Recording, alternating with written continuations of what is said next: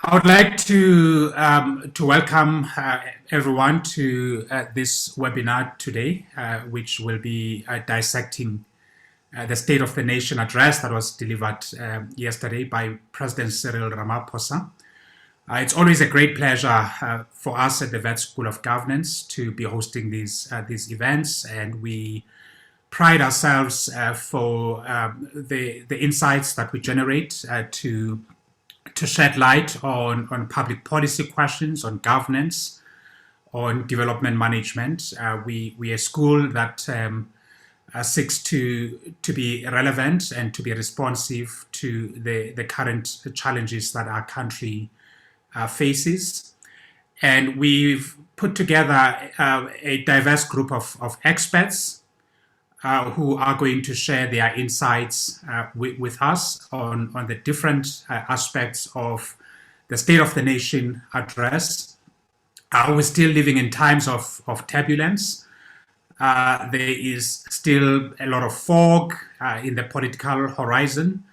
The economy remains in the doldrum. Public health is buffeted by difficulties, especially with the pushback of the vaccine rollout. Many plans were announced by President Cyril Ramaphosa with respect to the recovery of the economy, creation of job opportunities, as well as pushing the frontier of infrastructure development.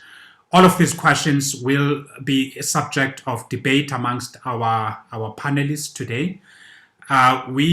This conversation will be moderated by one of our senior lecturers, TK Kagiso Pooe, who is a senior lecturer at Wits School of Governance, has 10 years of experience in various roles in academia, as well as consultancy, working very closely with various government institutions. He's an expert on local economic development. He is also a scenario planner.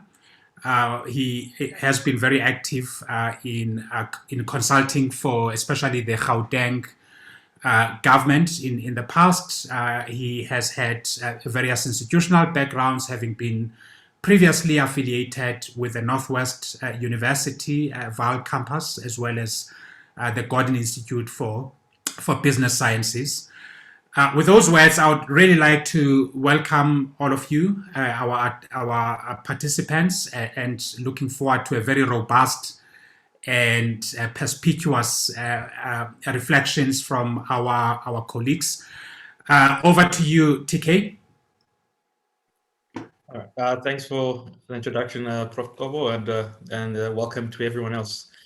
And as Prof has said, we're going to be looking at the State of the Nation address, which was delivered by President Ramaphosa yesterday, last night at 7 o'clock. And we have, I think, a distinguished panel of experts to just really give us a good role dissection of what they firstly thought.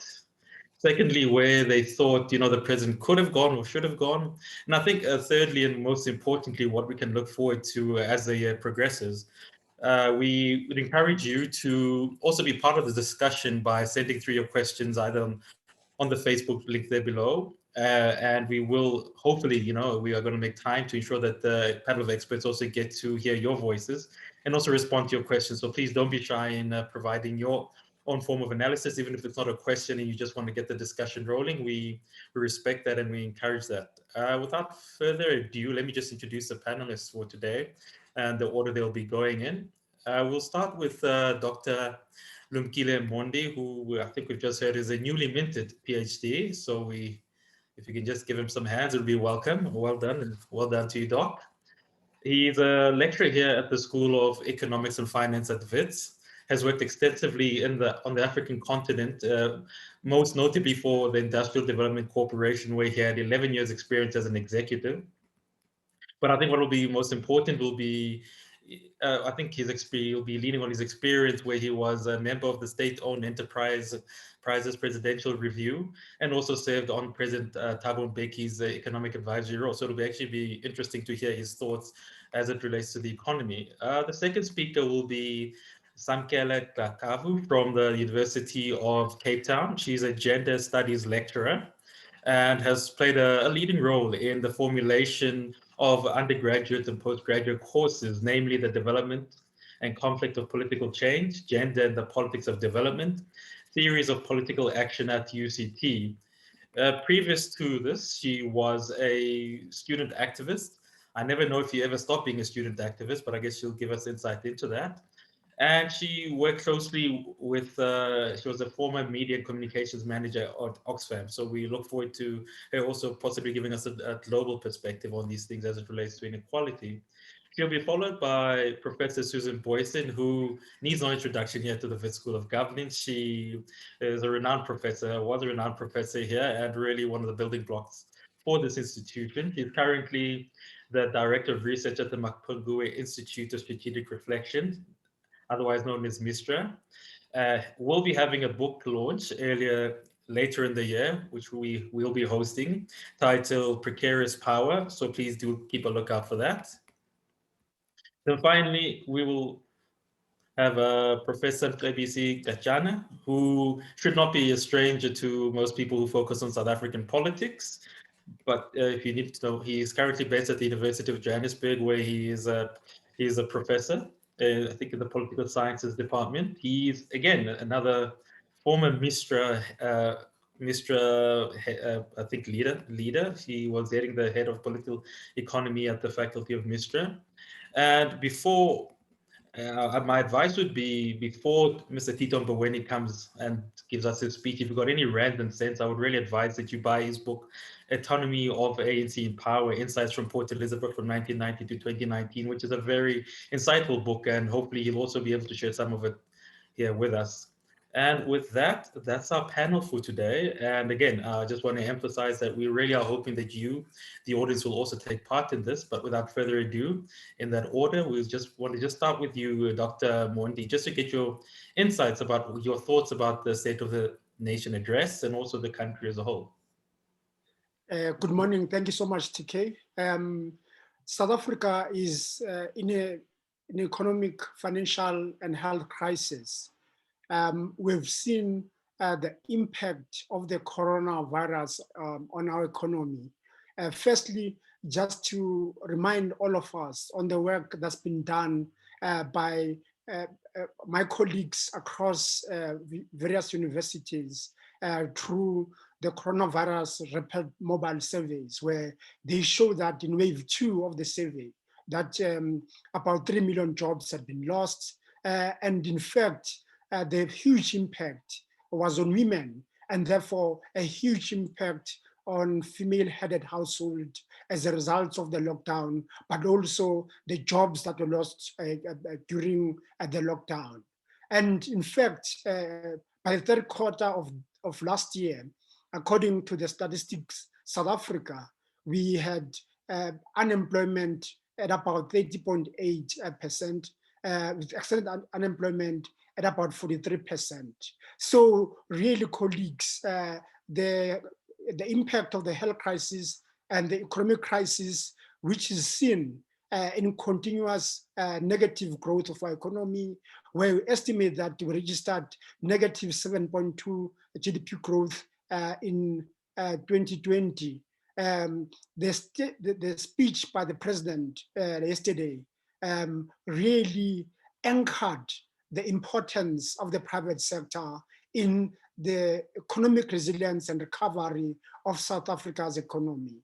I think that, in fact, anchoring of the private sector, to me, sounded as a bit of a re-emphasis, given the contestation of economic policy in South Africa, whether it's state or markets, or is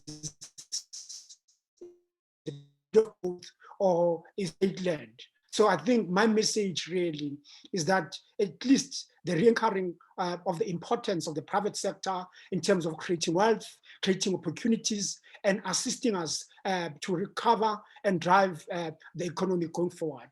The second most important takeaway for me was also a kickback to some of his colleagues, specifically Minister Gwede Mantashe of Mineral Resources and Energy, with the massive announcement around the restructuring of the energy sector, with a focus of playing a much bigger role in the global economy and contributing to climate change by looking at 2050 as a year whereby a company which is based on coal generation, Eskom, will be carbon neutral by 2050, a huge change, indicating to us that there is space now on various areas for South Africa, whether it's variable renewable energy, is the new battery storage that's being developed by companies like Tesla and others, but also the hydrogen as well as platinum, how these energy instruments will be emerging and contributing to our economy. So I think those two for me came out very, very strongly. However, also the announcement of extending by another 3 months the TES scheme was very disappointing, given the fact that South Africa is in this crisis for quite a long time. Colleagues, I must remind you that we are yet to roll out our vaccine. Therefore, some of us expect that probably by the second quarter of 2022, South Africa will have vaccinated quite a number of people. And therefore, meaning that between now and third quarter of 2022, we'll have really a difficulty in terms of ensuring that we don't have disruption in our economy as infection will be coming and going. People now are talking about another third round. So that for me indicates to us that the TES extension of 3 months is extremely short. We are looking here at an extension to about a long-term extension effect by introducing a basic income grant into South Africa, given the fact that the unemployment is so high and that poverty continues to increase and opportunities are very, very slim. And they're not gonna be opened in the near future, despite these reforms that I've mentioned. So what would you expect? We expect the president to really talk more about increasing a real stimulus. All of us today are aware that the 500 billion stimulus that the president talked to is a lie. We know that there has been not much inflow or flow into the economy of that stimulus. A lot of it was the borrowing from the IMF, about 70 billion rand, a rearranging of the budget, and really a failed scheme, a loan guarantee scheme of 200 billion, which was administered by banks, which has really not taken off at all. So therefore, talking about the 500 billion stimulus, really the president is misleading, I think, a number of us in terms of announcement. What we do know is that other countries have really come and play a much bigger role in terms of a stimulus. So in many countries, there is high tolerance of high levels of debt, that when you've got an economic and financial as well as a health crisis, you need to go big. And going big means that all the prudential regulation that we talk about, of a debt GDP ratio, of a deficit that we talk about, have to go out of the window, because the challenge is for us to impact positively, to ensure that we have an economy going forward, we have got people going forward who are healthy, who can contribute to us recovering. So we expected the president really to speak about a serious stimulus, not the 500 billion which I've talked about. So the fact that South Africa still lags in terms of reaching the economic, the financial and health crisis, introducing big, ensuring that there is money in every South African's pocket who is willing and able to work, and those that are unemployed.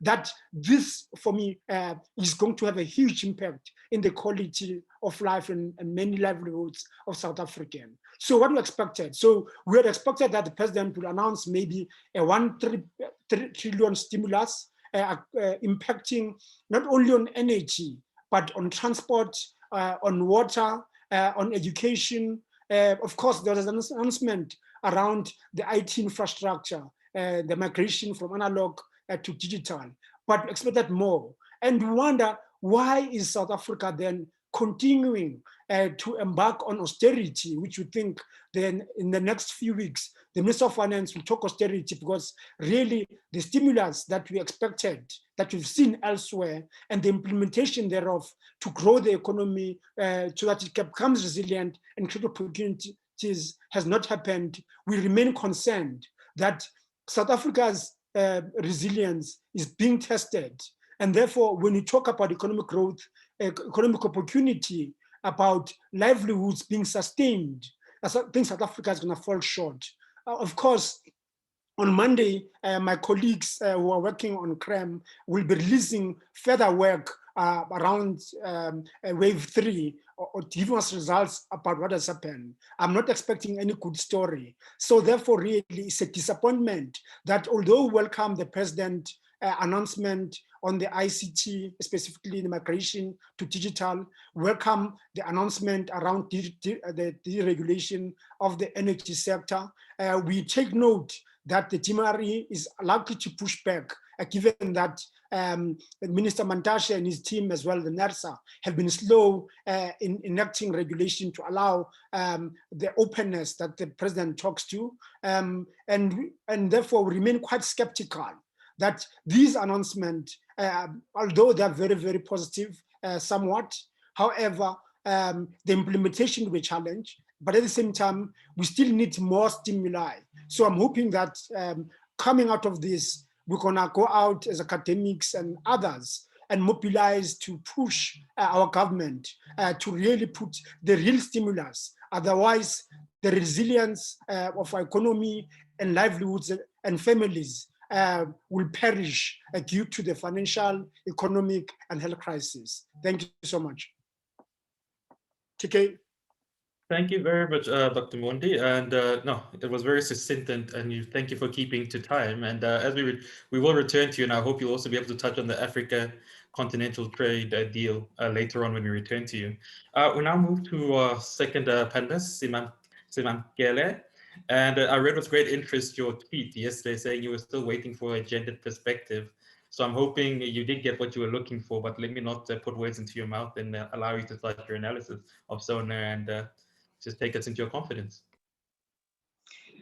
Hi, thank you, TK. I didn't get my gender analysis, unfortunately, and we had to wait for more than an hour in the president's speech for any mention, of gender or women. When he spoke to the National Strategic Plan on GBV and femicide. So that took an hour, I counted. So hello, everyone. Thank you for taking the time to be here with us virtually today. I'd also like to thank Professor Mzukisi for the invitation, and I'd like to thank Lerato for organizing today's event. So my input today is broadly framed around 3 themes. The first is what I've spoken to already, the lack of any gendered analysis or framing in the president's speech and the impact of the COVID-19 pandemic on women. The second theme I'd like to speak to is the commitment of the states and the ANC government to further entrench racialized and gendered inequality by maintaining an economic neoliberal system that privileges an exploitative, a tax dodging, tax evading, and untransformed South African private sector. Thirdly, I want to highlight 2 great concerns of mine that I hoped the president would have brought attention to. The first is the crisis of funding in the women's shelter movement, a movement that penned an open letter to the president last year that fell on deaf ears.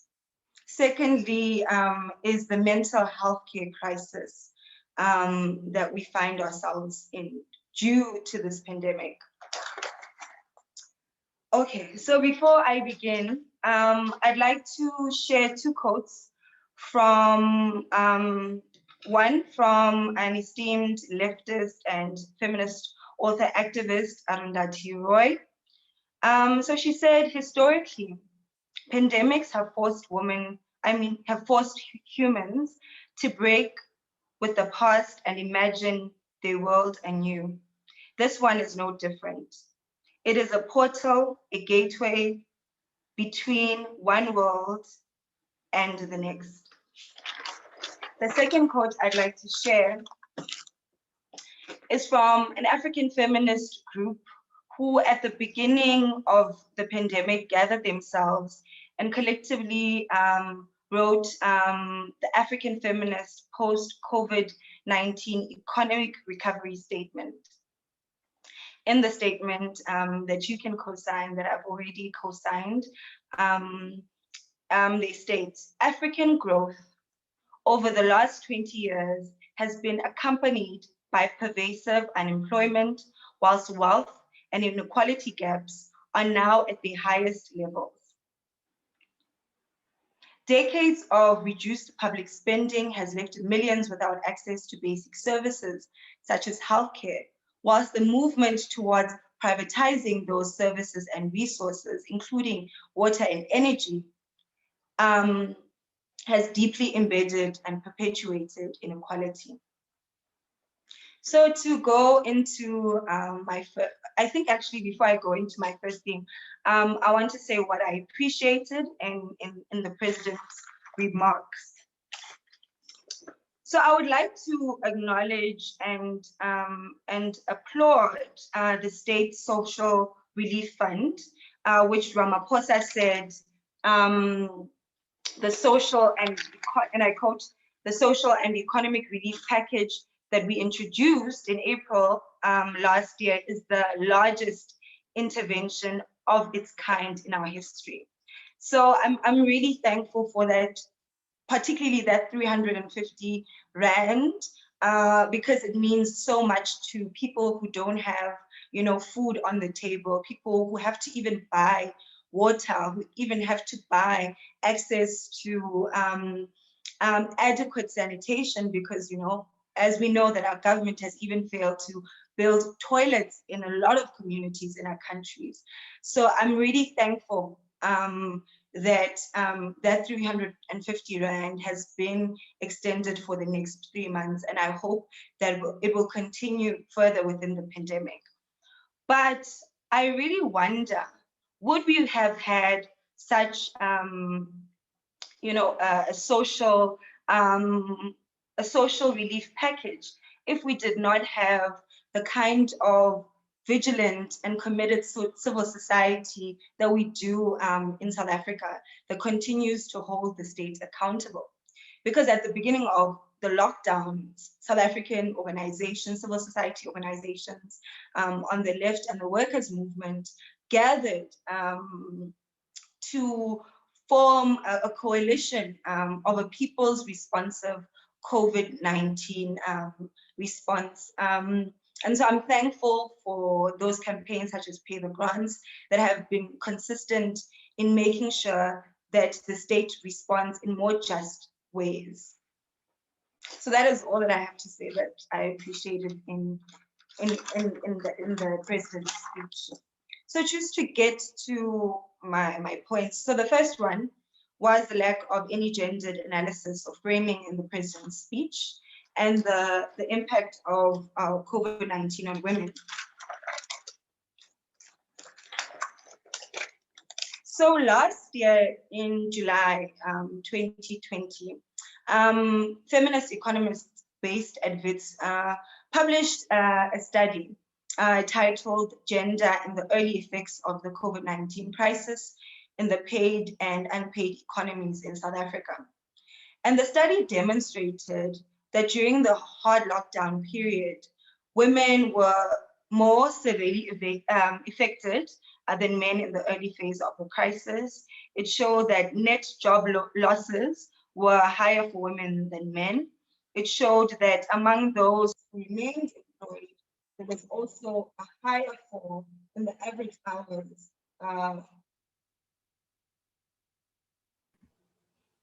SIMAMKELE, are you still there? Sorry, everyone, I got a call in the middle of my speech. So the study also showed that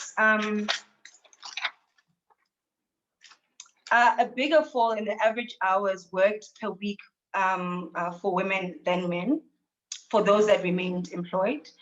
And it also showed an increase in unpaid childcare and care work for women more than men,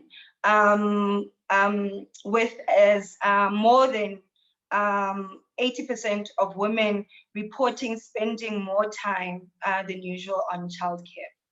So just to emphasize what was demonstrated in the report is that COVID had very gendered impacts in this country, particularly affecting Black women. But in the president's speech and reflections last night, that wasn't affected on, which then showed South Africans that our state is really not committed in really changing substantive inequality, because to change that, you need to acknowledge, the gendered dynamics of not only this pandemic, but poverty, inequality in this country.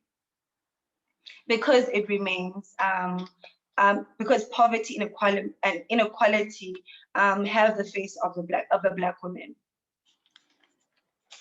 Then to just speak to my second point of the state's commitment to entrenching racialized and gendered inequality through its adopted neoliberal economic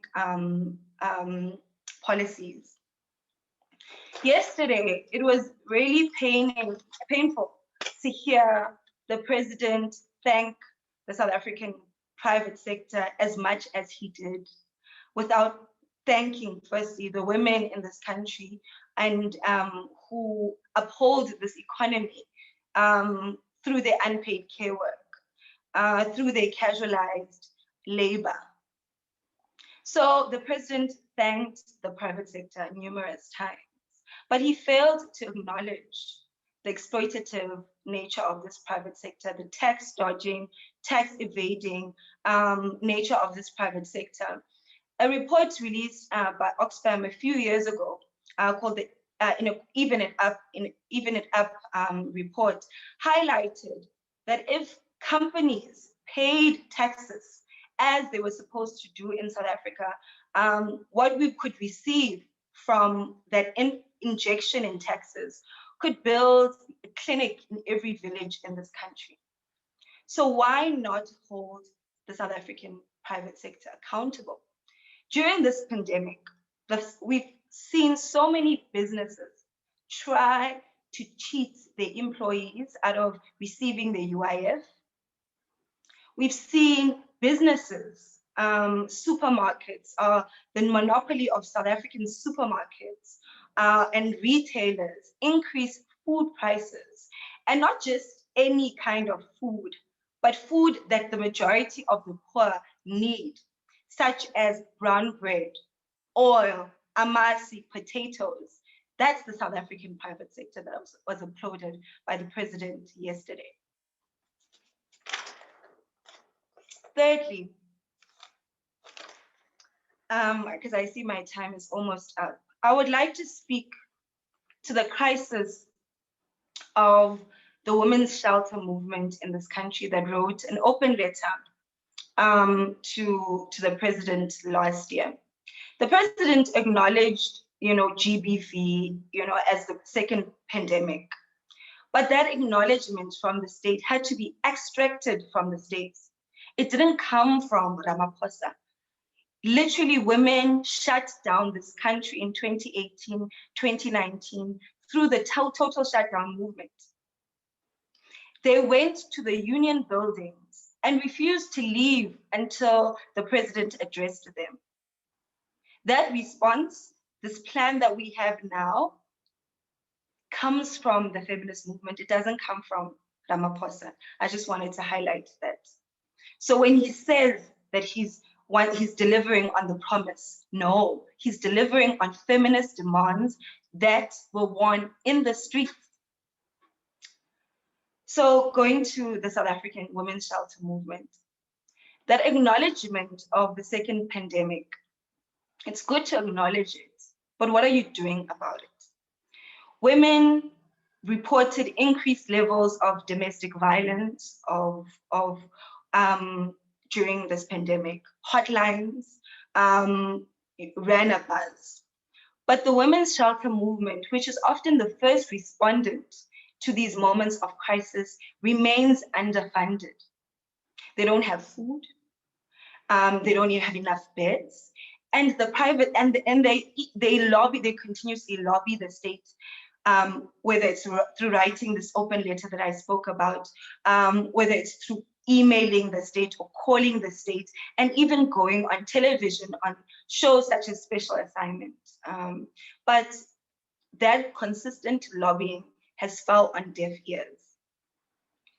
Secondly, I want to speak about, speak about the mental health care crisis that we are in. We have always been in it because of our history of dispossession and trauma and pain that came with colonialism and apartheid. But even this pandemic now, because it's been so ignored for such a long time, that this pandemic has exacerbated it. But there was no mention of this crisis from the president's address. Then for me, which leads me to question, does this state truly care about the holistic care and wellness of its people? Thank you. Thanks, SIMAMKELE, and actually those are very important inputs. And I think the thought I'd leave you with when we do come back to you would be, moving forward, what type of economy do we need, which can be more inclusive towards women, particularly women also in rural areas, because I think that's always a part that is also missing. So if you could also just mull over that, and we'll possibly come back to you. And if I could also just ask that you just see the questions which are being addressed to you. When I move to Professor Susan BOOYSEN, who I'm afraid to ask how many of these sonars you have seen and whether they're getting better or worse, but it would be very good just to get your insights and what you basically took from it and how we can interpret it, Prof. Over to you. Thank you. Thank you very much, TK, and thank you, School of Governance, for the invitation. Yes, it is. I think they become more exasperating. You know, the dream time is over. When President Cyril Ramaphosa last night introduced his SONA, and we also heard it in some of his cabinet colleagues commenting on it, they stressed that he will not be putting out a vision, rather he will be talking about implementation and progress that have been made, etc. Yet that dream element one could not keep it out of the president's speech. He had those images of, yes, the fires ravaging everybody, the country has been ravaged, the economy has been ravaged, but they will rise again. We shall rise again when it is all over. That kind of inspirational tone, that dreaming, almost a magical realism was in the president's speech there. And yet, and this is the theme of my few minutes of talking here, the means by which that implementation can happen is poorly addressed in the speech, is not reassuring, and that is perhaps a continuous thread that we've seen in quite a number of the SONA addresses, irrespective of which president it had come from. But the implementation that we see promised does not seem to be realized. And in terms of what I heard last night, the potential for it to be realized is quite disconcerting. And my argument will elaborate on that. Of course, we know that the progress that was measured in this SONA was largely in terms of April last year's COVID-19 stimulus package. And then that was in April last year, and in October last year, the economic reconstruction and recovery plan measured against those. And then, yes, of course, the president took it in terms of defeating COVID, resurrecting, improving, growing the economy, the jobs side to the economy, and then bringing in more poverty relief. My colleagues before me have now referred to that. I won't go over the details there, and to fight corruption and to strengthen the states. And it is in strengthening the states that my attention got bogged down into what is available of the state to implement. And there I really share SIMAMKELE's observation that the private sector was disproportionately thanked. The president also emphasized throughout the government, the state cannot do it on their own. And that certainly is true. But yes, there should rather have been much more of a call, mobilizing women, bringing women involved on board, bringing women, making women better part of this, empowering them more. That would possibly have been a much stronger angle there. But what the president said about the state was very disconcerting. What he did not say about the state was even more disconcerting. What is sure is that in this SONA, the president, any president, and this particular president now, had much more to do. The tasks are bigger than, I believe, any other presidents in democratic South Africa before him. Yet the resources he has available to do that with have really become diminished. We know the fiscus is parched, there is borrowing, there is no way to balance the budgets at this stage without more borrowing, and loans have to be repaid, and interest is already consuming a huge amount of South Africa's income, of resources, of financial resources available by the state for the state to do these things. So President Ramaphosa, unfortunately, in the first place, in much of his speech, reinforced and confirmed the dismal state of the South African economy, and that so little can be done through the state's own resources. And no wonder he had such an emphasis on social compacting with the private sector. We already know that in terms of dissemination of the much awaited, not yet seen, anti-COVID vaccines, the private sector it has been asked and will be playing a much bigger role than probably in any state enterprise to date. And perhaps if we listen to and hear and know what is wrong in the state, a state that really lacks capacity, the state that has been decimated, not in a small way also by corruption and entrepreneurship and money laundering. We know all of these forms of malfeasance that have been coloring the state. So in this speech, Ramaphosa almost inevitably, one doesn't want to condone it, but it is almost inevitably, he had to move beyond the state, and he certainly did in a big way. It is worth reading out a small list of the institutions that he has mentioned that will be assisting in different aspects of these 4 functions that he's outlined for the state. Some we know about, some are established already, others are new ones. I don't differentiate that here, but listen, for example, the National Anti-Corruption Advisory Council, the Land and Agrarian Reform Agency, the Fusion Center, that is something between the National Treasury and the Presidency, Border Management Agency, the Presidential Coordinating Commission on Climate Change, Operation Vulindlela, Presidential SOEs Council, many more. We know of several others that are there and have just not been mentioned.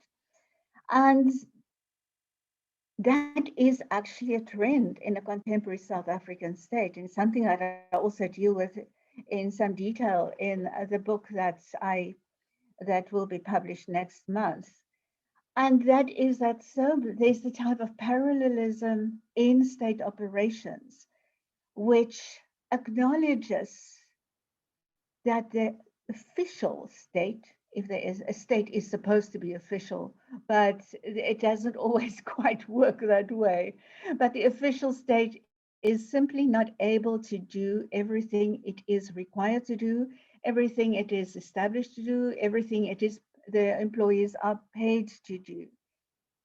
And so the government moves beyond the established institutions and try to help find some assistance in many other ways.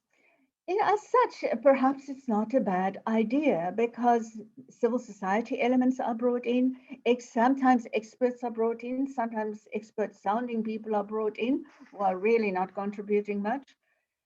And yes, every bit of broadening of the state and consultation, bringing on board, that is probably quite commendable. But not if those are used as substitutes for the state actually performing the functions it is supposed to do, the functions it and its employees are paid to do. And yes, if we are not reassured by all these institutions that I mentioned that will be helping, that will be doing things, also programs and projects.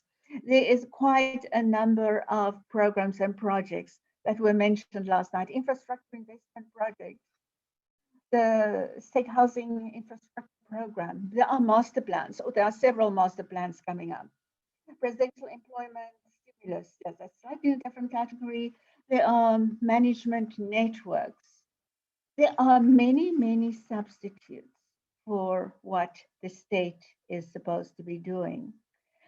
And that might also help. But then, as I've also come to see over the years, that there is really a tendency to use these substitutes as diversionary tactics. By mentioning them, by naming them, the impression is created of activity, of solutions being processed. Sometimes, occasionally, there is progress in the form of these programs, institutions, all these supplementary adjunct bodies to the state. But sometimes, very often, they are used to create the illusion of things happening and the state really working. And that's what makes me really worried about last night's SONA address, the extent to which this was diversionary tactic to create the impression of much more being done than what is actually being done. And then, of course, one of these serious institutions that we also heard mentioned there in the context of local government, important in a local government election year, the so-called district development model is a new addition to South Africa's state institution repertoire. And it is named, it is said that, and we have seen a little bit of it, bringing together different levels of government around particular problem areas, particularly to solve problems then at a district level, but for local government. And that is all instead of fixing local government. And so it is, district development model is very much in this category of institutions, adjunct institutions that are brought on, that are not constitutionally regulated. Perhaps they have no ill intent or bad effects in that respect, but it is a set of new institutions that are being institutionalized or made regular. And that is a very important point for us to note, at least to bear in mind as we move forward, before we get ecstatic about all the many different institutions, including the district development model. And of course, well, fourth task that the president also raised last night, that is his address was supposed to focus on, but really minimally did, was corruption. He made the argument that it was definitive action when, for example, with the SIU, its report, when the PPE fraud, money laundering, racketeering came to the surface, that there was quick and definitive action. In many ways there was. But then this is the ANC that we should not remember that is in charge of government. And it is up to the ANC to implement, to enforce. And we know that is, in many respects, the story of contemporary politics, the inability of the ANC to enforce decisions on as simple as stepping aside when charged with corruption or malfeasance in terms of state resources. So it is a long way that this state, this government, has to go in order to make sure that there is a state and a legitimate state that has the capacity to implement all that is needed in this time of high demand, high need. Of course, it is not a collapsed state. It is a weak state, a defunct state in many respects, but it's not a collapsed state. At least it is a state that has had that basic delivery ability, even if it is on borrowed finances or very fragile finances, to deliver the 350 Rand special grants, to deliver the TERS grant in relation to unemployment insurance.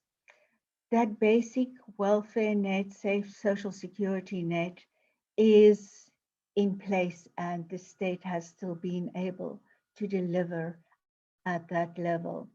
And I was also disappointed that it was only renewed for 3 months, but I wouldn't be surprised if it is renewed for longer than that. Also in the context that it is a local elections year, and the ANC as governing political party will want to be seen to be stepping forward every few months and to say, we have extended it. That is the big mega patronage system, which is also the ANC's ticket into political support. I thank you very much. Thank you, TK. Thank you very much, Prof, and also keeping to the time. Prof. NDLETYANA, one might be mistaken for thinking that the analysis thus far almost reads like some of the chapters in your book. But let me not preempt people from buying a very good book and say, let's just hand over to you. And just before Prof starts, just note that we'll be reposting all the questions I have in the chat, and I'll be channeling them towards certain panelists. So if you think I've chosen the wrong panelist, do tell me. Prof, we now hand over to you to give us your thoughts about SONA and also where do we go through in 2021.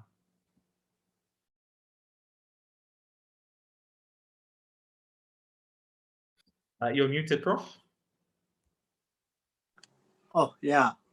I was saying I will time myself here so that I don't exceed your time.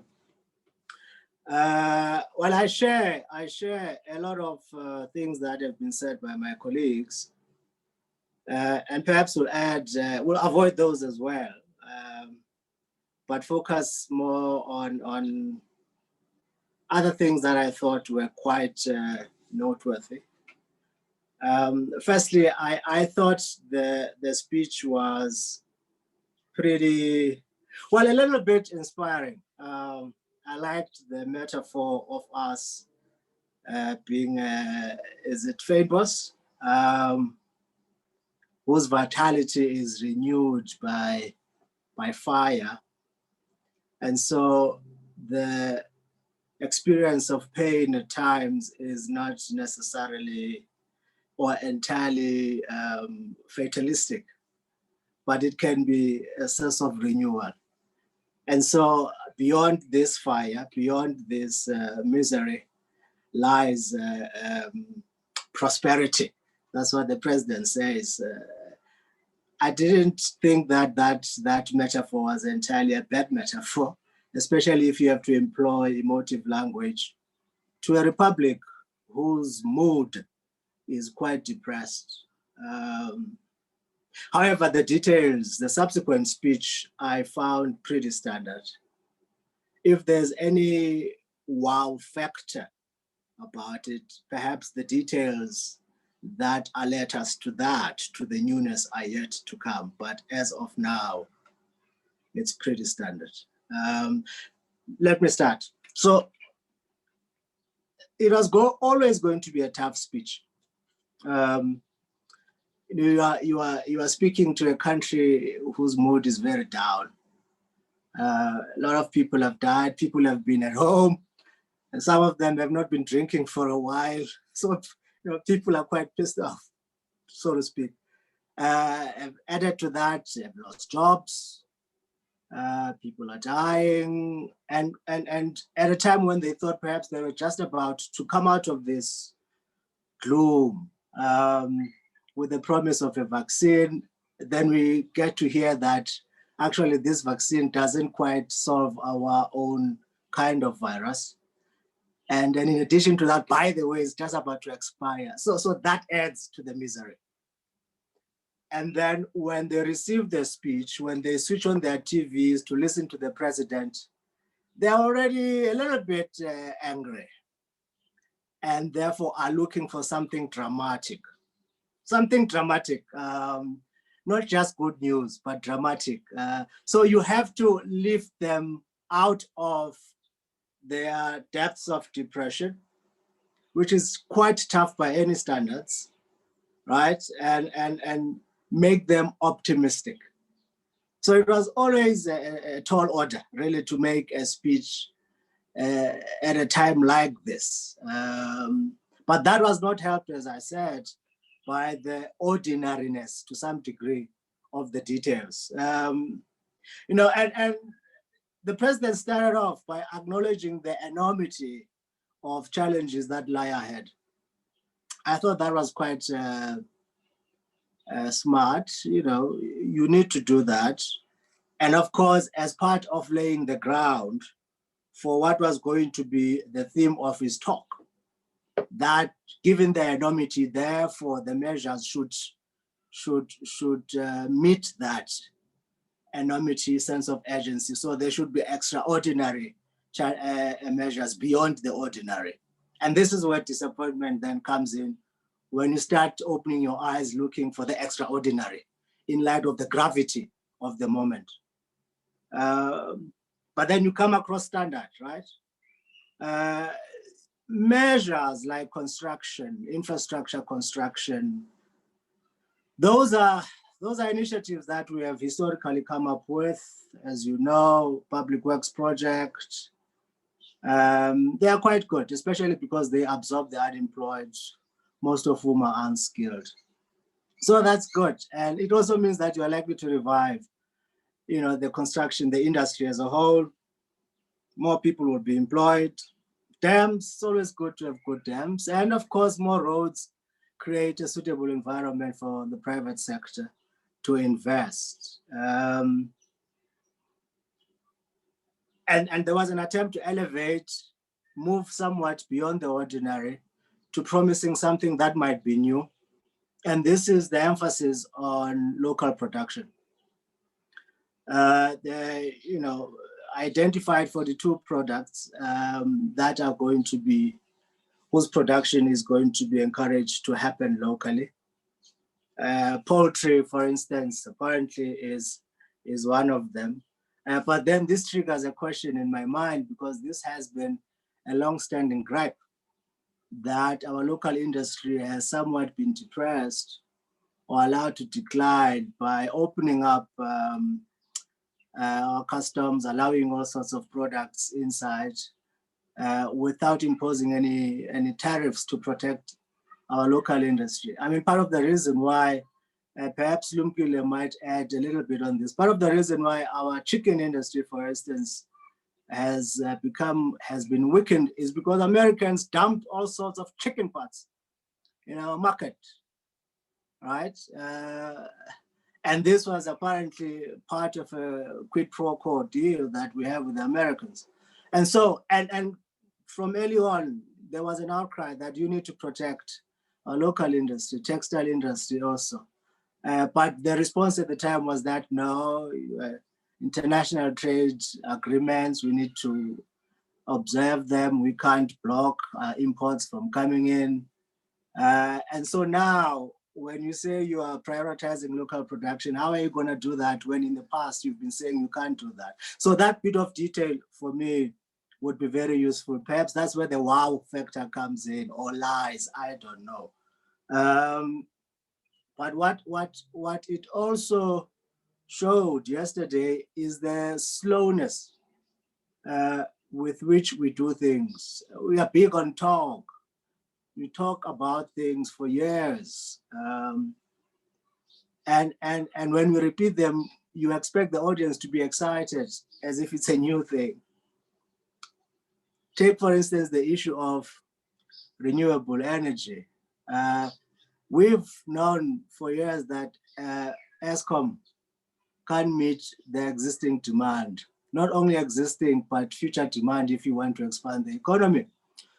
So we latched on, new sources of energy, solar, wind, gas, and all sorts. And saying this is this offers us a way out. And we've been talking about this the last 4 or 5 years, even more possibly.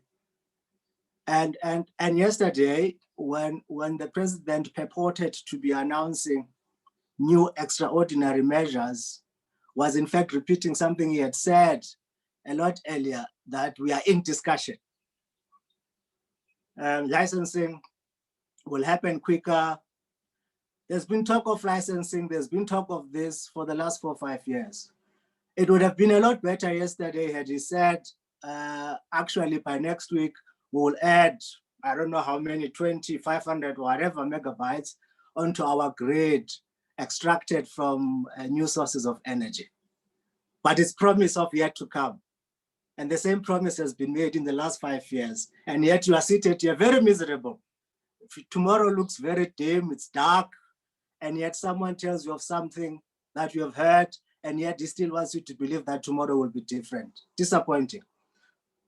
The other factor that shows the slowness, and perhaps what Susan talked about, the facade, the pretense of doing something when in fact there isn't anything substantively, that also relates to the issue of state-owned enterprises. They started this thing, investigating how many enterprises we have and how they are doing years ago. More than, we're now in 2021, probably 7 years ago. Another commission led by the lady that eventually became police commissioner. She was part of that, and I remember I was at the HSRC. HSRC was part of that. They came up with a big report, big, lots of celebration. The report looks thorough and something will be done. There was a lull, nothing happened. And just 2 years or so ago, a new council was appointed, including some of our leading folks, Joel Netutshanje, and a whole lot of corporate people. And yesterday, there is still no framework. There is still no framework. And we have about 700 of these parastatals, and whose futility has been demonstrated overwhelmingly. In a country that is running bankrupt, you are preserving things that are useless, and yet you talk of urgency. And so there's this posturing, there's a facade of doing something. What I would have preferred to see or hear are announcements about new industries, because we need to do 2 things to turn the corner. We have lost jobs, more than roughly 3 million, maybe, more jobs. So we have added to already a serious problem of unemployment. So 2 things are required to regain lost jobs, not only by restoring industries that have been pounded by lockdown, but create new industries that will obviously create even more employment to deal with the long existing problem of unemployment. So new industry is required. So that's where the newness one was expecting, and the newness that portends a serious response to meeting the extraordinary challenges of the time. And this newness, for instance, would have entailed. Okay, I found this. If you look, for instance, I mean, there are new industries that are emerging, or rather that are being identified. I didn't get that. Could you try it? The Dagga industry, for instance, you know, parts of KZN and Eastern Cape, there's a massive industry there of Dagga plantations.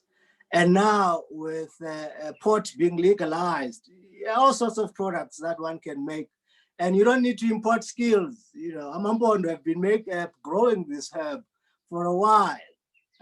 So that's one potential, and there are many others. And another, especially in the area of localization, if you celebrate investment in the motor industry, for instance, which is well and good, why not then also encourage some kind of beneficiation of our raw material, many of which can produce parts that go into making cars?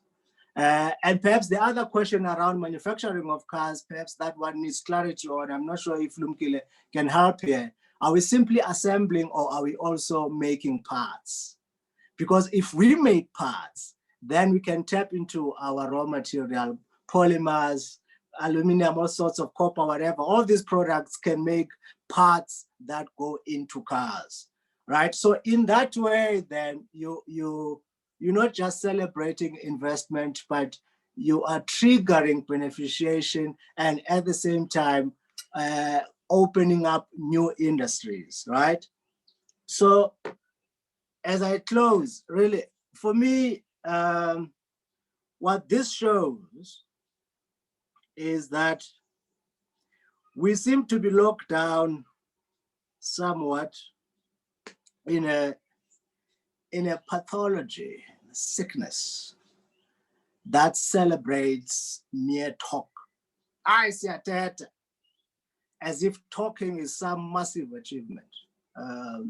So there's ease, you know, extraordinary ease and glee with which government mention when faced with questions about what is happening, and the answer, the brilliant answer they think it is, no, we are in talks.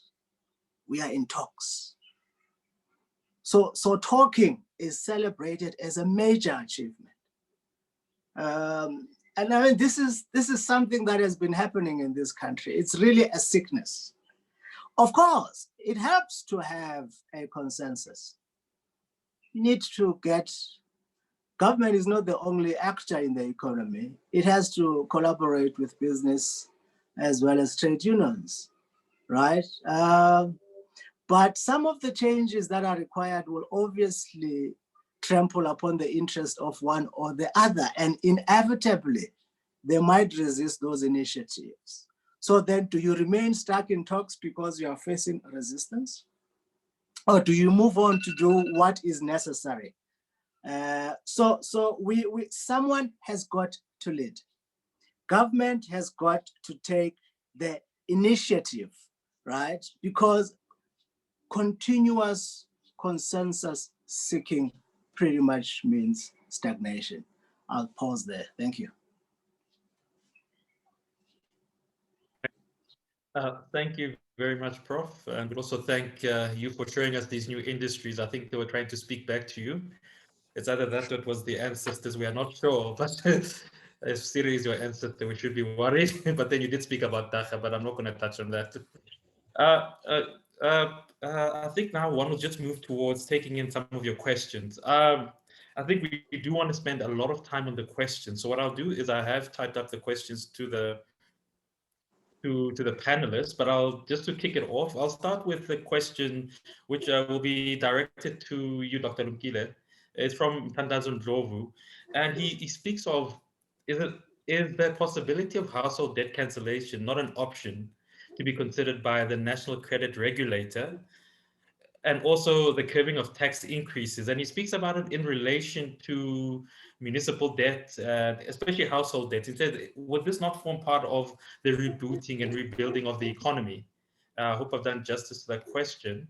So I'll start with that. Dr. LUMKILE MONDI. And I'll also just maybe ask the other panelists if they can also just read the questions which were sent to them so that we can succinctly get to them. And I'll just give everyone close to 2 minutes. And look, I don't mind if this becomes a panel discussion. There's no monopoly of knowledge here.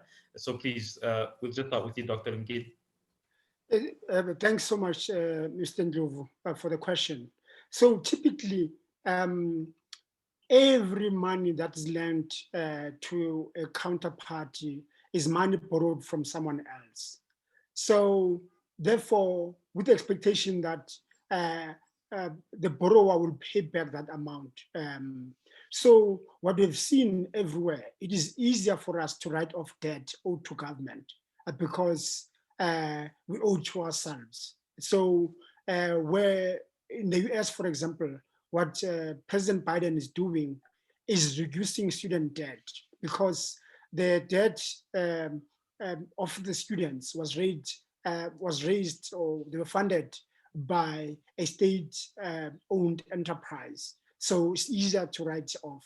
But private sector debt to household, somebody will have not to, who has deposited will forego or lose out if we're to write down that debt that's being owed. So therefore, it is not possible to write off debt whatsoever.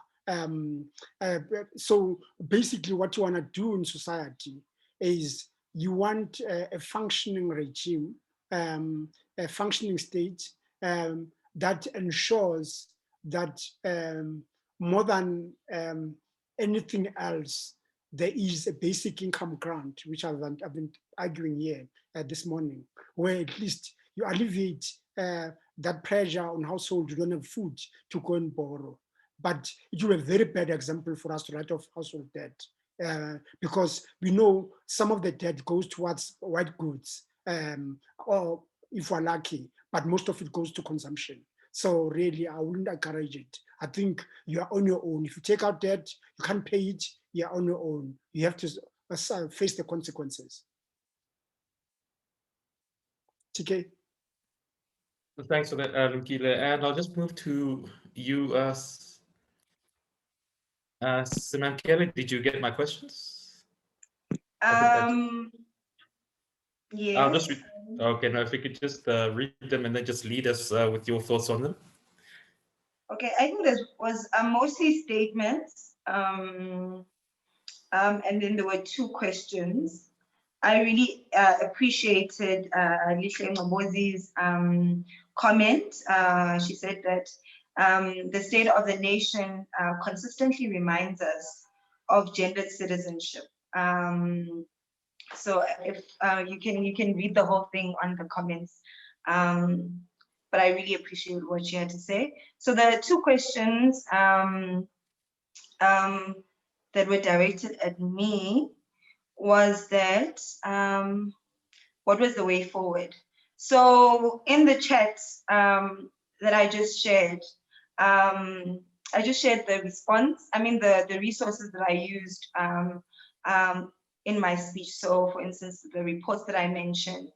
And most of these reports, and I'm going to share some of the open letters by feminists and the post-COVID economic recovery statement, most of these reports have recommendation sections. So if you can reflect, you can have access to them. I've shared all of them. Because for me, these are not new, they're not radical or new answered. They are radical, but they're not new.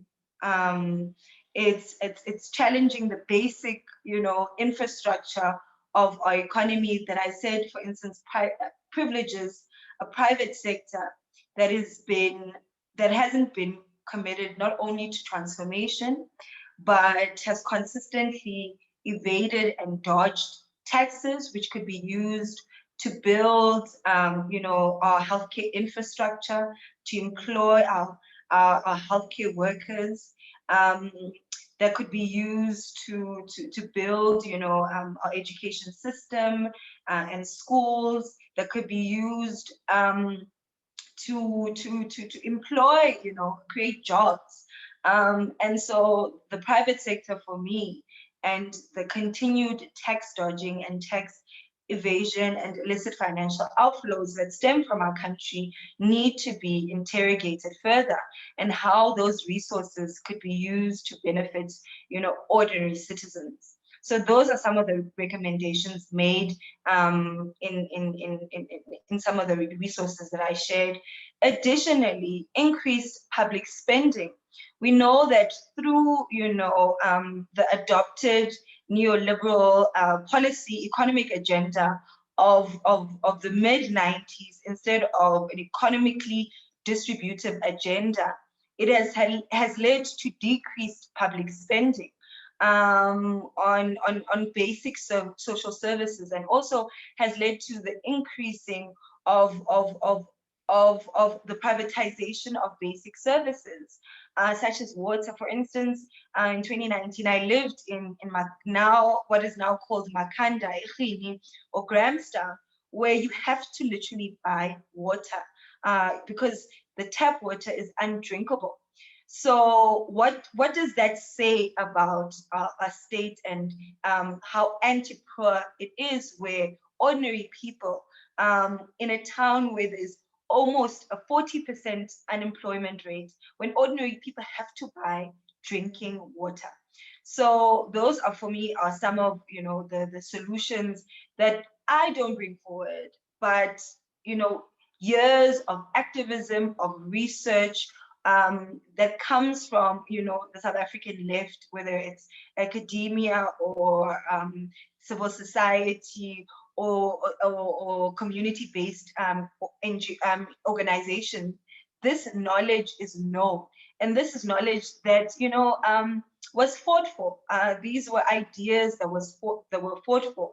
Yesterday, the president mentioned the anniversary of the release of Nelson Mandela. And if we look at the first speech that Nelson Mandela said when he was released from Robben Island, that he gave out in Cape Town, which is not easily accessible today, is that he reaffirmed, the liberation's commitment to land redistribution, to economic redistribution. But we haven't seen it in this country, where literally 3 white men own the same wealth as the bottom half of the population.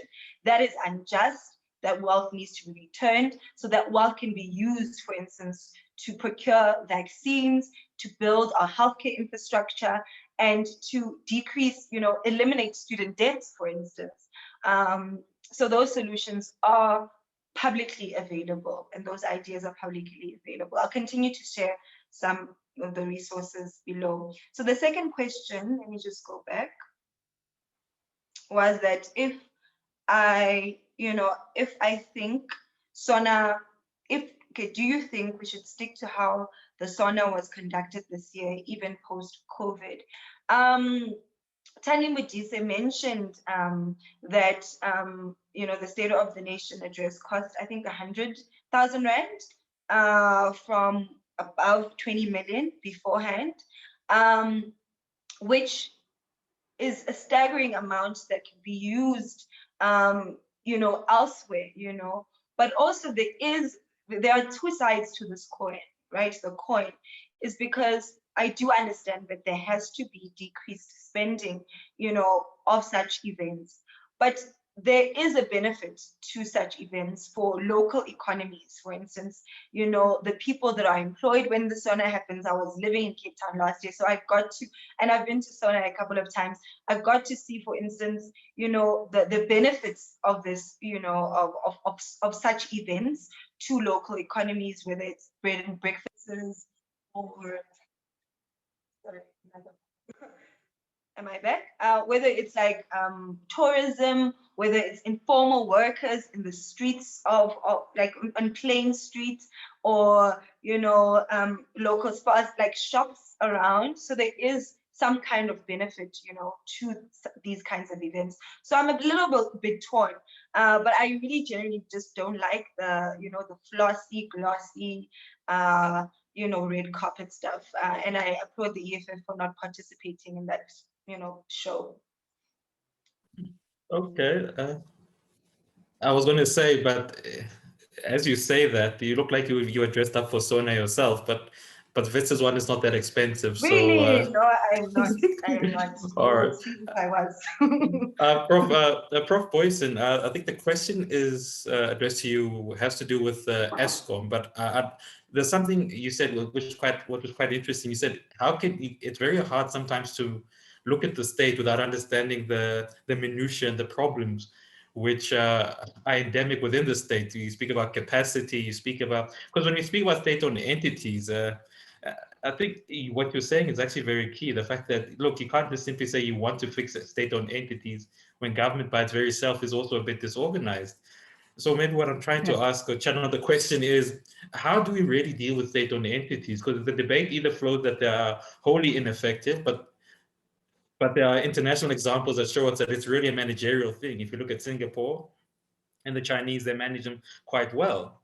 Or people use the Margaret Thatcher argument to say that when Thatcherism came through, it was able to basically torpedo the UK into the new becoming a financial center. So where do we really stand on this, Prof, on these issues of ESCOM and also just basically state-owned entities as a whole as it relates to governance?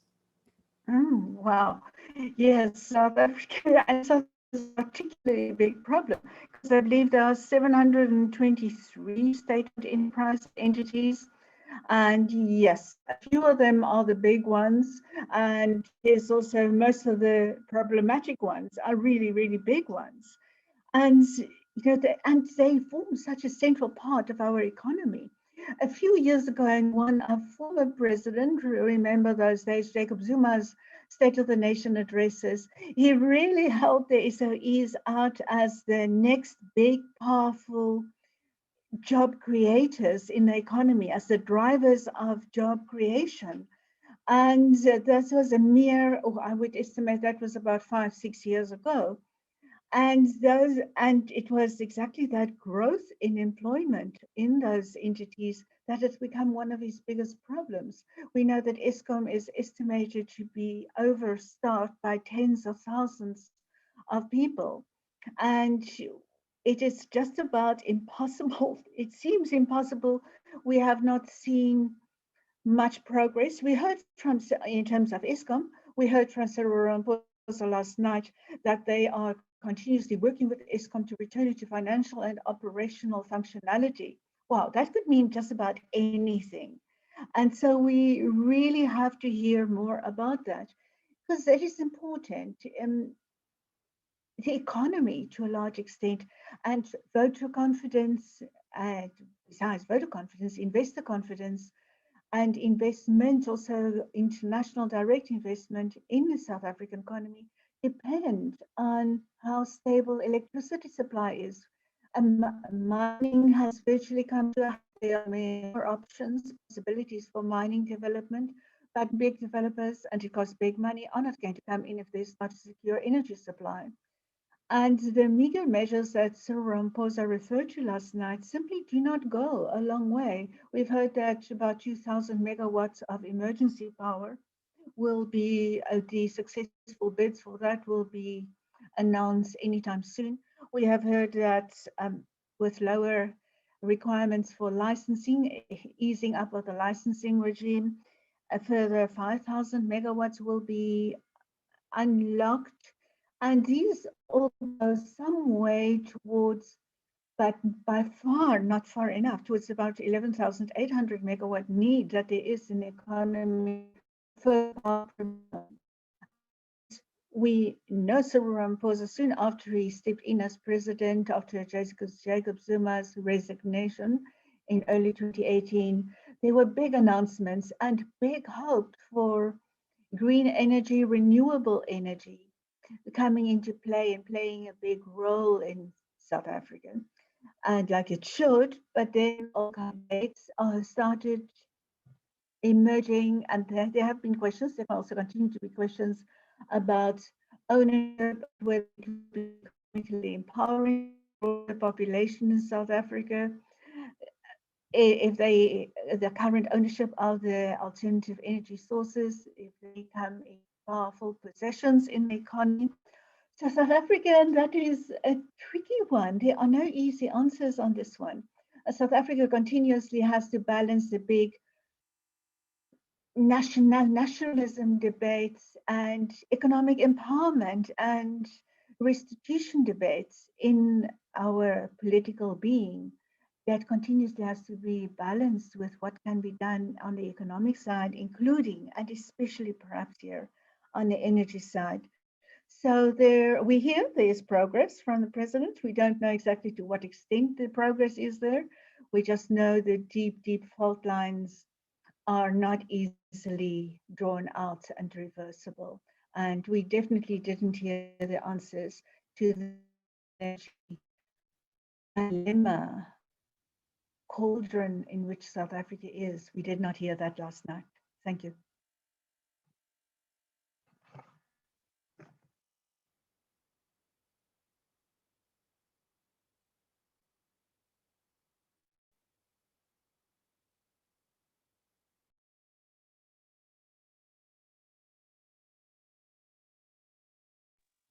You muted, TK. Oh, apologies. Yeah, no, I think you said you wanted to come in.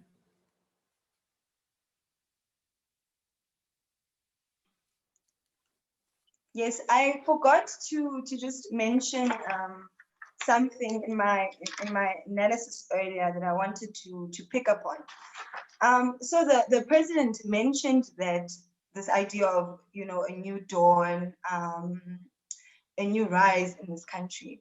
But what I want to speak to in relation to the Zuma administration that, you know, that the country is trying to move forward from. We often speak about, you know, the 9 wasted years of the Zuma administration in relation to corruption in the states, etc. But we don't speak enough of the dismantling of the gender machinery that happened under the Zuma administration.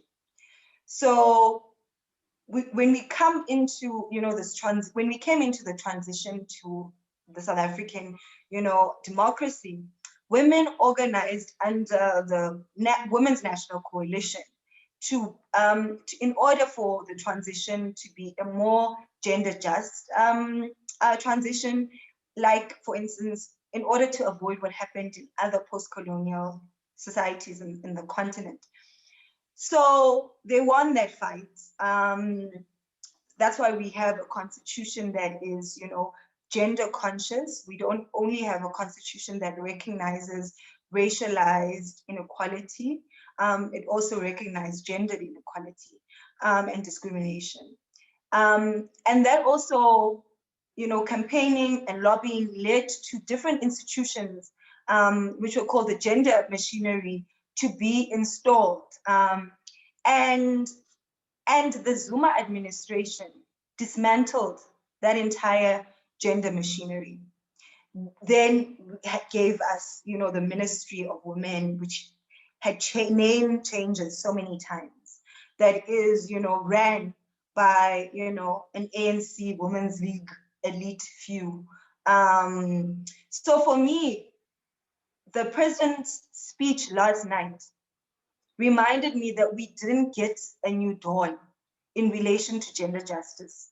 The fact that there isn't a priority on rebuilding the national gender machinery. That's why we could have a State of a Nation address that was so bland in analysis, in gendered analysis, is because we don't have that machinery in place that we used to have under the Mandela and Mbeki administration. And just to answer this, the last question that was Theati. So who asked about what could be the best solutions toward GBV in SA, considering how violent a history the country has had. So there are many, you have to have a multifaceted approach to GBV. And I just wanted to direct it to the National Strategic Plan on GBV that actually comes from the women's movement and comes from civil society. Although it is co-signed by the state, these ideas and solutions come from, you know, the women's movement. So I'm going to share the link to that strategic plan, and then you can have a read at some of the solutions because I can't answer all of them. Thank you. No, thank you for that input. Prof. NDLETYANA and also Dr. Mondi, if maybe we could just have the two of you, because there's a few questions which I think are linked very much to the points of analysis you usually give to us over the airwaves. And to start with you, Prof. NDLETYANA, it's the issue of, and I think Dr. Darlene and Peter Lekete actually touched on this. What is the vision? I know we have an NDP, and we'll just park that aside. But you know, Dr. Darlene Miller makes a very good point of saying, you become fearful, and I think you touched on it, whenever you hear there are new projects which are coming online, because new projects sometimes equate to there's new taxes. And it reminds me of Ronald Reagan. I think he said the three most scariest words you can ever hear from any official say, "Hi, I am from government." Now, we don't want South Africa to go in that direction where we totally reject government, because you end up having a Trump and an American government which is not very functional. But there is a deeper question, which is to say, how do you, looking at the comments and looking at where analysis normally goes in South Africa, is there something which binds us beyond people saying the Constitution, which I always say it doesn't really have a lot of calories if you have to eat it as a meal. So what binds us? What vision should and can possibly bind us? And this is where Dr. Mondi, I have to come and ask you, returning back to the Africa Free Trade, the Continental Agreement, is that a possible ray of light for the economy? And also, I know it's not a question which is often to ask Dr. Mondi, is can you explain just the negativity sometimes that circles the private sector in South Africa? Maybe I'm betraying my past role as a consultant, but you always get the feeling that the private sector comes in for shellacking. But you know, history shows us, even the Chinese have shown us, you cannot do without the private sector. You can regulate it, but you need to be very careful. So if maybe you two can just give us just a conversation on these two broad points, okay, rather broad points I've touched on. Well, look, we have been defocused as a country for the most part of the last 12, 13 years, defocused onto meaningless debates. The party in government has turned our attention to its own problems within.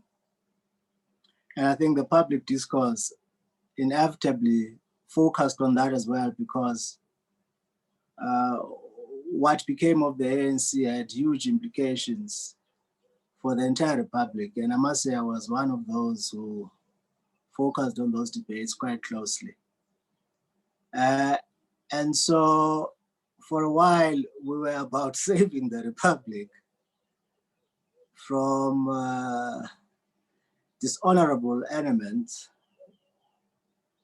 And so we never really, and inevitably so, and understandably, we deferred the discussion about a vision of what becomes beyond the ugliness. And I think we're beginning to kind of get into that with the new president of the republic talking of a new dawn. I think there's a general consensus, if you want to speak about what binds us, general consensus that we need to do things differently. And what I like about our country and our people is that we really think that we can do great. We are very vocal, a very noisy bunch of folks. We don't take shit, so to speak. Sorry for, I think the term explains. And so we expect excellence. At times we don't always get our facts right, but we expect excellence nonetheless, because we think better of us. So there's an ingrained sense of constant achievement, striving for better, which can be articulated, I guess, somewhat in striving for a new dawn, and with a focused leadership, free of meaningless, divisive debates. I think the Republic can articulate, or we can see and share and strive, all of us, towards that vision. But at the moment, it is The idea is there, but the instrument and the material that require marshalling towards its achievement are not quite there, because you still have disturbing debates that pretend to be important, but seem to, by all intents and purposes, intend to cover impropriety. Let me get to another point. On the issue of local government, you need to, it was a point raised in the chat messages. You need to look at local government quite seriously. And the question raised is, how do you solve things there? And the president raised this thing yesterday. You are unlikely to solve issues in local government anytime soon, up until there is demonstrable punishment of people who siphon public resources. The president was quite right. Of course, it's not a profound point. It's been there.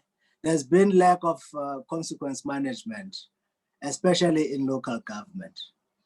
I wrote a piece in tribute, for instance, to Kimi Makweti, who unfortunately passed away last year, our previous Auditor General, showing how various layers of government pretty much surrendered their responsibility to hold each other accountable in relation to siphoning of monies. Audit findings became worse and worse and worse.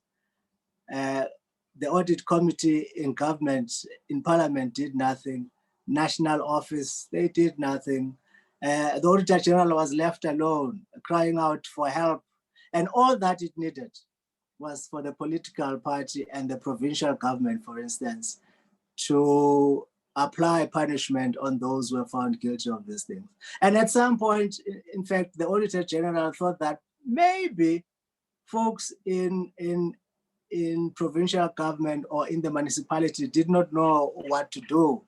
So they embarked on a campaign from 2006-07, telling them how to do their job, pleading them not to steal, it's bad, because at the time, the Auditor General thought maybe they lack knowledge, they're ignorant, so you can't blame them, so teach them. So they started teaching, but after that teaching, there was no difference. Impropriety, siphoning, disappearance of money. So it's all about consequence management, but you cannot expect that from the party in government. Don't have hope there. You won't expect any catalyst for change there as of now, really. Where you will get a catalyst for change is from the state. Punishment, one is encouraged by what the SIU has been announcing and doing, because the depth of the problem really is indicated by the SIU findings around the PPEs. The companies that opened up, you just open up a company, someone in government, your uncle is an MEC or whatever, you get a contract, and so the sense of impunity that they can do anything. Stealing money meant for people who are dying. So that tells you about the sense of impunity, well ingrained. So to erode that, to eliminate that, you need more and more punishment. And lastly, and this punishment, obviously, maybe it will start coming in this year, so fairly soon people will realize that, hey, thievery doesn't pay, and maybe they will restrain themselves. But now it's a jungle, right? I mean, the municipalities, it's terrible. Last point. On the local government reforms, you need to introduce another instrument of intervention where municipality, for instance, is not doing well. So far, provincial government is empowered to make that intervention. But in most cases, provincial governments intervene late when the situation is worse, and oftentimes responding to protest. The reason for that delayed reaction is because they are, most of the time, if not all, implicated in corruption that is happening at municipalities. They get a share of that corruption, and some of those who siphon those monies are their allies, right? So there is protection instead of monitoring and exercising oversight. And so these provincial interventions never work. I'm yet to see of an instance where a provincial intervention has successfully turned around a municipality. So what you need to think about is introducing a little bit of independent arbiters like courts. If, for instance, provincial government doesn't respond to your outcry, you must have recourse to courts. And if it does and goes ahead with some intervention, that intervention, they can't be the final, they can't have the final say to determine whether or not that intervention has worked. Someone else needs to make that determination, an independent arbiter, most likely courts. So you need to balance the role that has been played by provincial government in local municipalities, balance that with judicial intervention of sorts, because on its own, we have learned that our politics is toxic. It is actually the source of this poison. And so we can't entirely defer on them to eliminate the rot. Thank you. So, Dr. Mondi, just to maybe put another question as you answer it. One leader shares, he actually asked the question, the data shared by the president on unemployment, is it to be trusted? yes. As to what's the true state of unemployment? And I think, the reason I want you to have a go at this, and I'm just putting in other things, is I think there is a conversation we need to have about the fact that, look, government doesn't grow employment. Employment comes from the private sector, but there is this niggle. Okay, I think it's beyond a niggle. My English is limited. So I really would like you maybe just interrogate that at length to say, how is it that you have a possible solution in the form of the private sector? And here we're not just speaking big business, but we're speaking SMEs.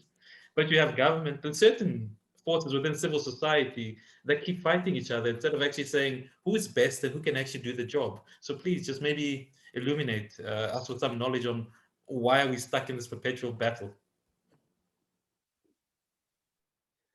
Firstly, the easier one is the data issue. We've got an exceptionally talented team at Stats SA who collate the data. So really methodologically world class. So there is no reason for any South African or anyone in the world, in fact, to doubt our capabilities in data collection. What we are worried about are the government funding cuts that Stats SA is experiencing at the moment. And basically, with the funding cuts, it means that they've got to cut staff, they've got to find efficient ways of collecting data. I know that they're transitioning also of using mobile telephony and other kinds of data collection, which bring their own collection. So we have got a world-class institution who shouldn't be worried about it, except that we should put pressure on government to continue funding this institution, because it's critical for policymakers and researchers to improve the quality of life and drive economic growth in South Africa. So I just wanted to go back to an issue TK that raised around the African Continental Free Trade Agreement. Just to raise a few issues around that.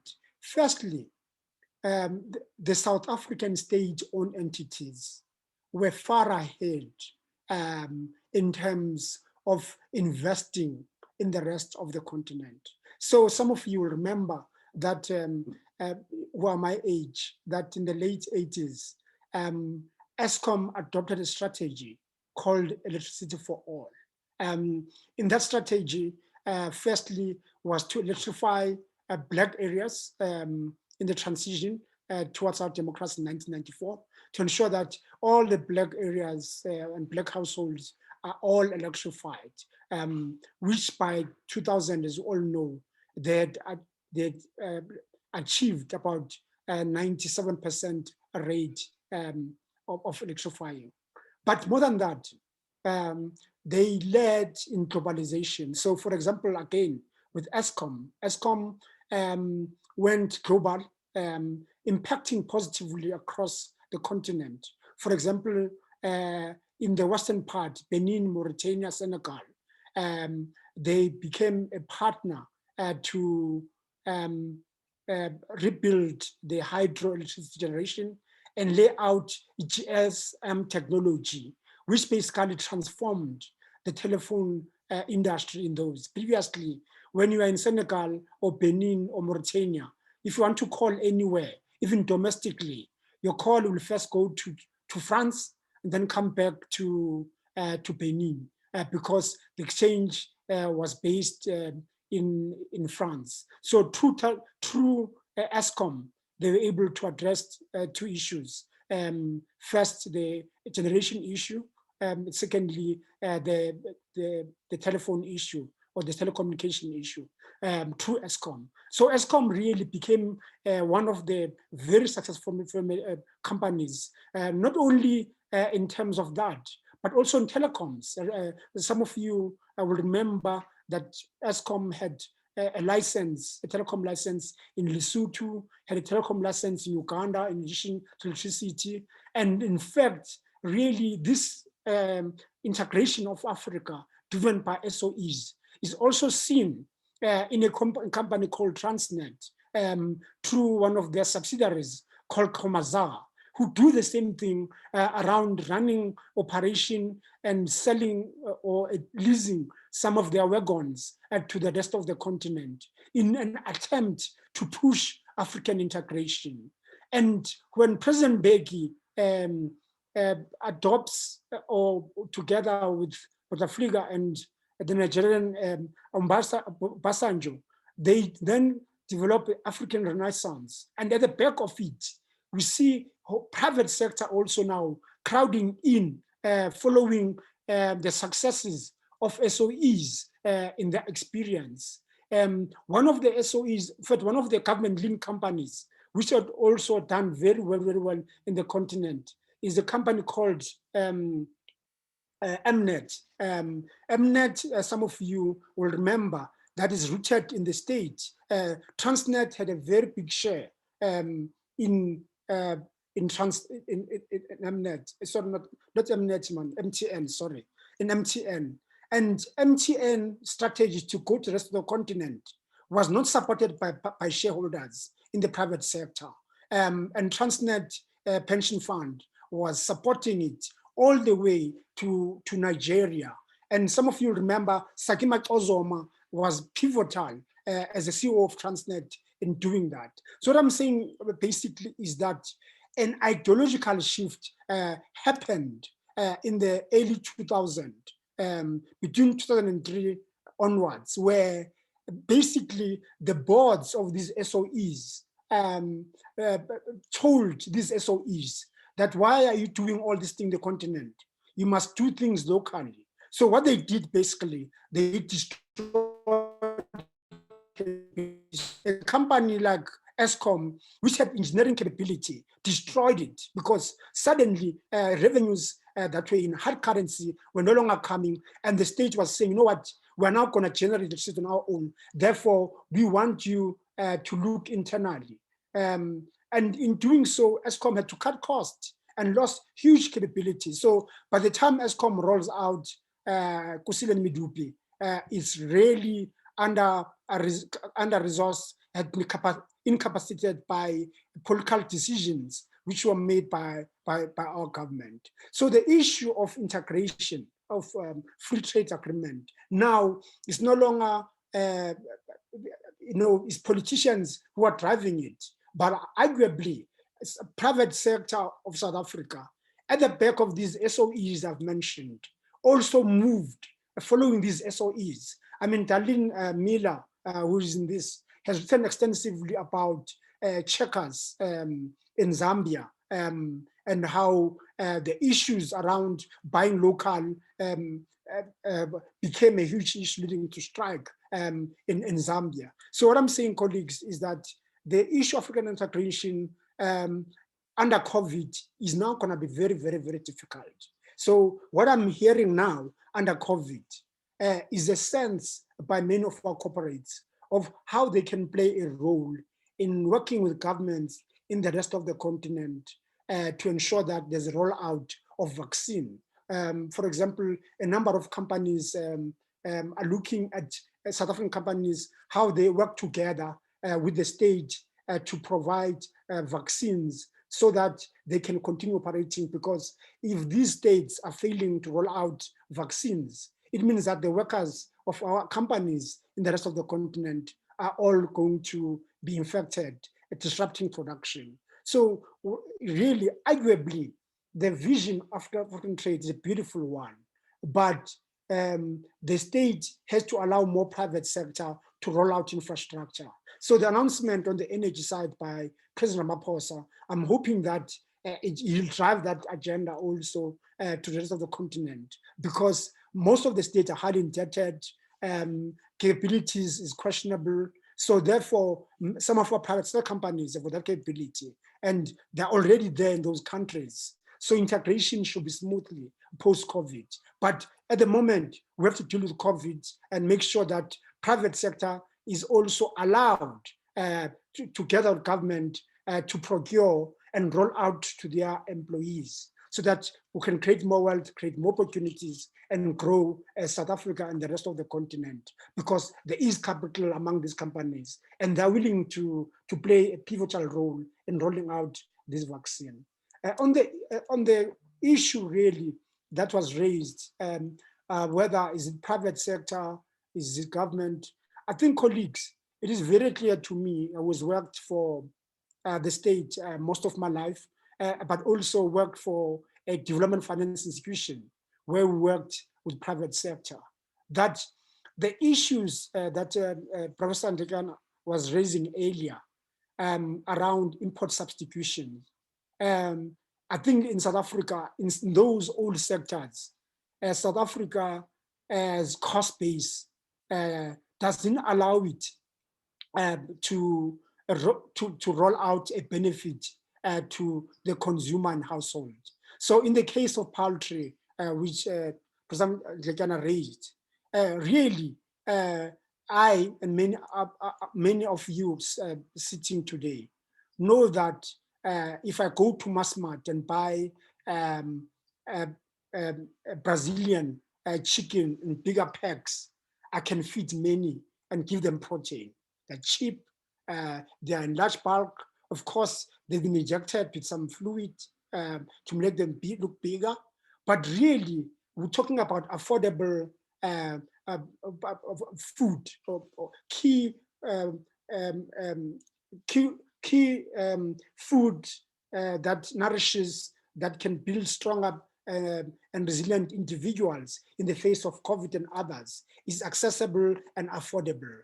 There is no use for us to substitute when we are highly cost, we're not efficient, when the Americans, the Brazilians, or anyone thereafter can produce better. Thank you.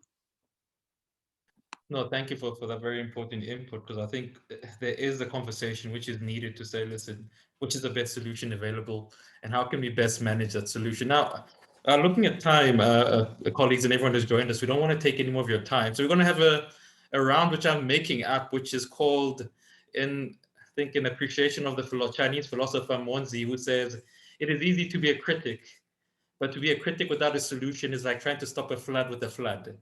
And I always like hearing when academics critique, but I always leave a sign of a true academic. And I think Dr. Mondi, who's just got his PhD, will know this, is what solutions are you going to put forward? So I'm going to ask, starting with Professor Susan BOOYSEN and then wrapping up with Dr. Mondi, what solution, because I always get this critique from students, and when I was also in industry, is you guys are very good at talking and analyzing the problem. But what is the solution? So I'm putting you all on the dance floor to say, give us that one solution which would, I don't want to say the word radically, because radically takes many connotations in South Africa, but I'll say one policy solution, institutional solution, which we can really do within 2021, which would really set South Africa and also set for, I think, a post-COVID recovery. So Prof. BOOYSEN, unfortunately, you are the guinea pig in my new experiment, but I believe you've got enough experience and intellect to lead us forward. And then we'll just have everybody else, and then I'll close. No, I really believe we should go back to the issue of trust. and rebuilding trust in public institutions, and making sure that, this sounds like a broken record indeed, but making sure that these honorable and credible people in government. Of course, we know that this cannot actually be a solution. And then on that front, I will, by definition, chicken out of your experiment. But we know what the answer is, what the solution is. But in a political context in which South Africa operates, with the ANC as a dominant party, with the ANC with so much historical credibility, good history, struggle history, and quite a few measures post 1994 that are really worthy of. They have built and retained so much credibility, and they will retain their dominant status in society as dominant political party for quite a while. And with that knowledge, they have that knowledge. No other political party is challenging them unless perhaps they slip below the outright majority level and then rely on coalitions. But even if they are in coalitions, they will be the dominant party calling the shots in most of those coalitions.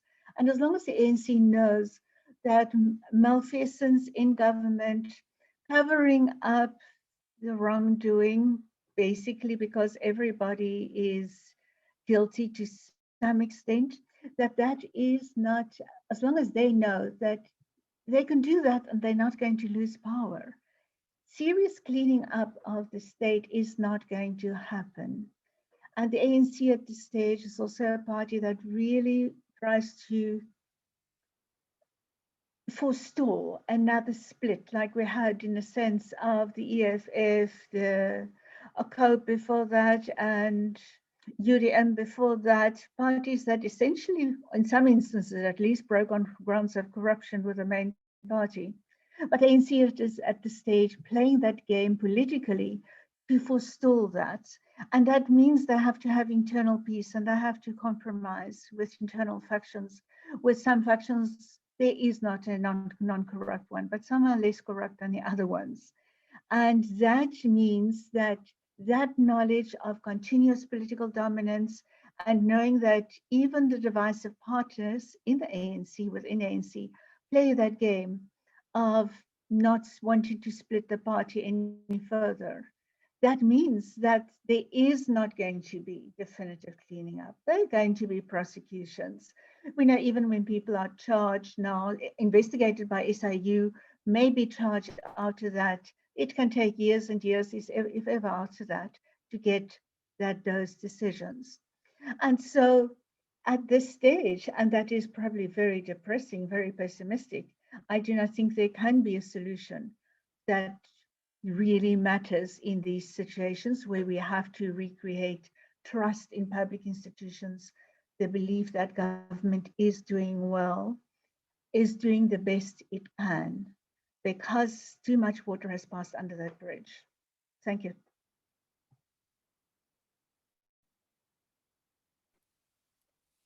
Prof. NDLETYANA, if you could give us your solution or basically your outro, I think. Focus on municipalities, local communities where people really feel the quality of life. There's a lot that is not happening there. One, you have demoralized officials. Some of them are hopelessly incompetent,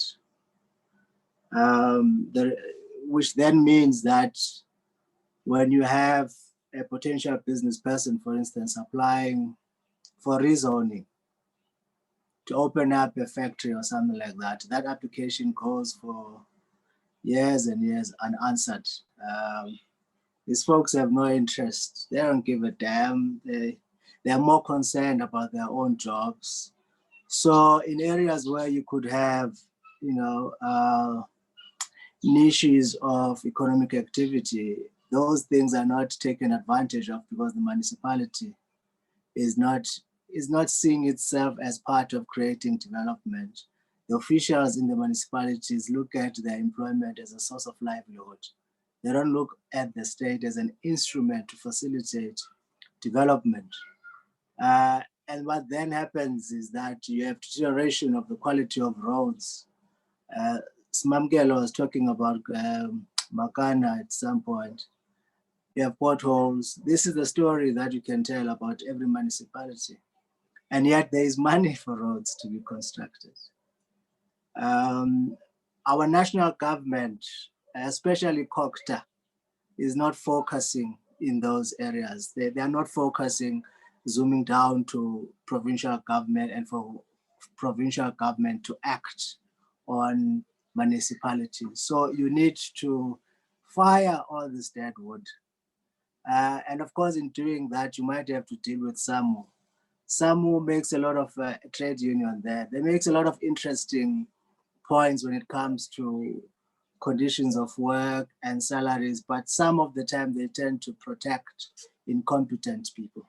So you need strong, decisive government to deal with this resistance at protecting impropriety. And lastly, you just need fresh ideas, young, fresh ideas.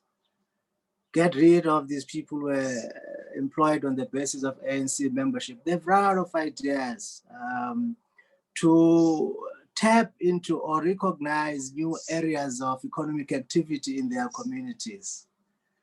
But without that regeneration of the kind of leadership you have, TK, especially at a local government level, that's where this thing is, and that's where the rot is. So if you don't have good people in the municipalities, take out executive directors. I mean, in some municipalities, you have executive directors who've been in the same position for 10 years, 15 years, and they have nothing to show for it. And they keep on getting bonuses. So those, for me, would be the kind of things that are possible. Institutional renewal and injection of new human capital. Thanks very much, Prof, for those pointed points. SIMAMKELE? Okay, I think I already spoke a little bit to my proposed solution. So, and that is the disciplining, the private sector in South Africa. The Mbeki report, for instance, that was released the Mbeki panel against illicit financial flows and in Africa, that demonstrated that $50 billion US dollars annually leave this continent due to illegal transactions by the private sector. And I mentioned, for instance, the price fixing of basic, services during this pandemic, such as bread, oil, potatoes, by, the oligarchy of the South African retailers. And I mentioned how, for instance, we need increased public spending, whether that is in healthcare or education or job creation. We need money. We need money to service people in this country.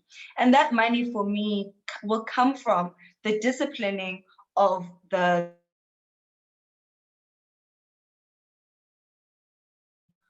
resources owed to us by the private sector. So instead of the president thanking the private sector in his speeches and speaking how great they are, discipline the private sector for its crimes and redistribute those resources to the most economically marginalized in our society that needs it. So that is my solution. And to the point, thank you very much. And we'll end off with you, Dr. Mondi, our Minister of Finance. Yeah, so we need a stimulus.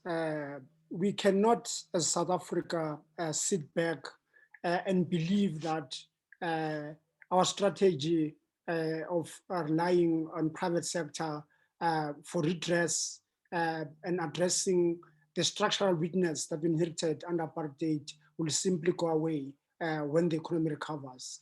So we need a real stimulus, not the 500 billion that the president talked about, a real stimulus. And the source of that is from our savings. We still have got space to raise as much debt as possible in our domestic capital markets. Also, there's an opportunity for us to issue a paper to the Reserve Bank to fund the state to do the things that my colleagues have been talking about. That is energy security, building roads, improving patient health, habitat, and we can only do it if we understand that we're economic, financial, and health crisis, and it means doing business differently. Thank you.